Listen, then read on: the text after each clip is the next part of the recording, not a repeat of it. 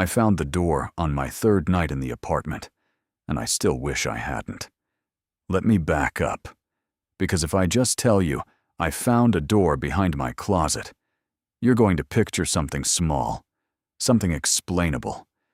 You're not going to understand why my hands were shaking when I put my palm against it. So give me a minute. Let me tell you how I got there. My name doesn't matter for this story, so I'll just say I'm a 26-year-old guy who moved to a new city for a job. Nothing dramatic. I found a one-bedroom apartment on the third floor of an old brick building. Decent price, decent location, close to the train. The kind of place you don't think twice about. The landlord was an older man, polite, a little distant.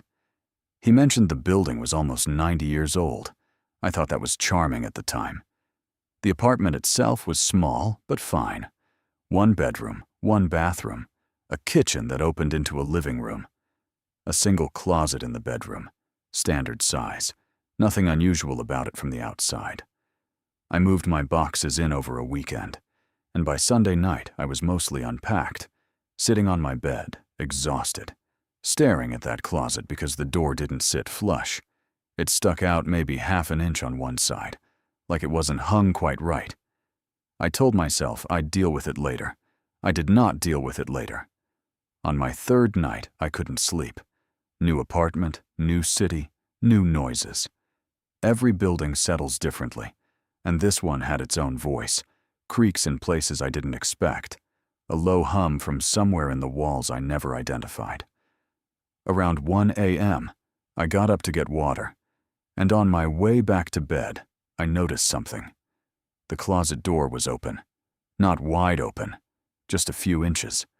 I was sure I'd closed it. I walked over to shut it, and that's when I felt the draft. Cold air. Coming from inside the closet, from somewhere behind my hanging clothes. Which didn't make sense, because behind that closet should have been nothing but the wall of the apartment next door. I pushed the clothes aside, and there, in the back left corner, low to the ground, was a second door. Small, maybe 4 feet tall, painted the same off-white as the closet interior, which is probably why I hadn't noticed it when I moved in. No handle, just a small round hole where a handle should have been, like something had been removed. I did the thing you're not supposed to do. I opened it. Behind the door was a narrow crawl space, maybe 3 feet wide, running along what I assumed was the gap between my apartment and the next unit. Old buildings sometimes have these. Utility access, pipe runs, whatever. It smelled like dust and something faintly metallic. I could see maybe 6 feet in with my phone flashlight before the space bent and the light couldn't follow it anymore. Cold air kept moving past me, slow and steady, like the space breathed. I closed the door. I put my clothes back in front of it. I went to bed and told myself it was nothing. Some old maintenance access nobody sealed properly. New city, new place. Everything feels stranger than it is when you're tired. That's what I told myself. The next morning, I texted my landlord and asked about it. He took almost 6 hours to respond, which felt strange for a guy who'd answered every other question within the hour. When he finally wrote back, all he said was, "That's original to the building. It's sealed off on the other end. Nothing back there. Best to leave it be. Some of these old places have odd construction."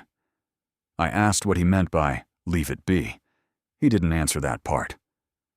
I want to tell you I left it alone after that. I didn't. Over the next week, I started noticing the draft came at specific times. Almost every night, somewhere between 1 and 2 a.m., the air behind that little door would shift, get colder, like something on the other end had opened up. I started sleeping with my door closed and a chair under the handle, which I know sounds excessive for cold air in a wall, but you weren't there. You didn't feel it. About 10 days in, I heard something new. Not just the draft. A sound. Slow, deliberate, like knuckles dragging along wood, moving along the inside of that crawl space, past my closet wall, continuing on toward the far end of the apartment. I sat up in bed and listened to it pass, all the way across, maybe 15 feet, and then it stopped. I didn't sleep that night. In the morning, I did something I probably should have done on day one. I asked my neighbors. The woman in the unit to my left, an older woman named Denise, answered the door, looking tired before I even finished my question. She said she'd lived there for 11 years, and yes, she knew about the gap. That's what she called it. She said every unit on that side of the building has one, a shared crawl space connecting all the closets in a row, apparently left over from when the building was something else before it was apartments. Some kind of institutional building, though nobody could tell her exact.